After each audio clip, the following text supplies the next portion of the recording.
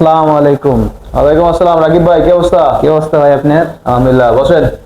এতদিন পর আসলেন না যে কদিন? আর কোয়েন না ভাই, ছোট ভাইয়ের বিয়ে ছিল। তাই বলে 15 দিন গ্যাপ? হ্যাঁ ভাই।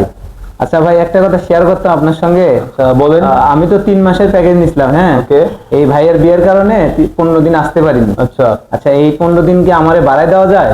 আরে ভাই, আচ্ছা ঠিক আছে, কথাটা যেহেতু শেয়ার করছেন আমি আপনাকে কটা কথা বলি, কিছু মনে করেন না ভাই, ঠিক না, আছে? না, সমস্যা নেই, বলেন। কারণ অনেকেই আমাদের এরকম বলে তো।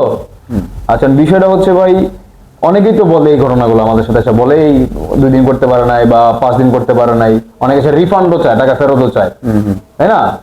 তো এখন আমি একটা উদাহরণ দিই।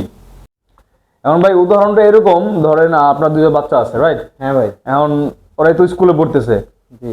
তো স্কুল ফিসটা আপনি টাইমে দিচ্ছেন না। দিচ্ছি ভাই। স্কুল কি কখনো ছুটি দেয়, মানে ওই গ্রীষ্মকালীন ছুটি বা পরীক্ষা শেষ হওয়ার পর 10-15 দিন বা 1 সপ্তাহ ছুটি ছুটি দেয় না এরকম? হ্যাঁ, তাই তো। আচ্ছা, যখন সে 1 সপ্তাহ ছুটি দেয়, 1 সপ্তাহ কারো বাচ্চা স্কুলে যায়? না। যায় না। কারণ কি? ওরা ছুটি দিছে, কিন্তু আপনি কিন্তু পুরো মাসের পেমেন্টটা তাকে করছেন কিনা? করছি। এখানে কোনো আপনি চাই 1 সপ্তাহ বাড়ায় নিতে পারবেন, সেখানে অপশন আছে? না, না। তাহলে ভাই অলওয়েজ কেন জিমে আমরা এই কাজটা করি? এমন না তো জিম আমরা বন্ধ রাখছিলাম, জিম তো খোলাই ছিল, আপনি আসতে পারেন না ভাই, সেটা আপনার ব্যর্থতা। এই জিনিসটা কেন আমরা বুঝি না? আমরা জিমের সময়, মানে জিমের মধ্যে সমস্ত প্রকার ক্ষমতাটা খাটানোর চেষ্টা করি, তাই না?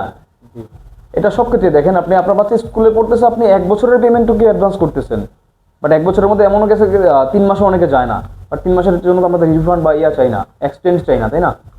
এই জিনিসগুলো একটু খেয়াল রাখা উচিত, আই থিঙ্ক আমাদের একটু বিবেচনা করে দেখবেন ভাইজান। সো আমি সরি, আসলে এটা পারবো না, আপনি এভাবেই কন্টিনিউ করতে হবে, এই 15 দিন এটা ধরতেই হবে ভাইয়া। ঠিক আছে ভাইয়া, কিছু মনে করবেন? ভাইয়া। থ্যাংক ইউ ভাইয়া।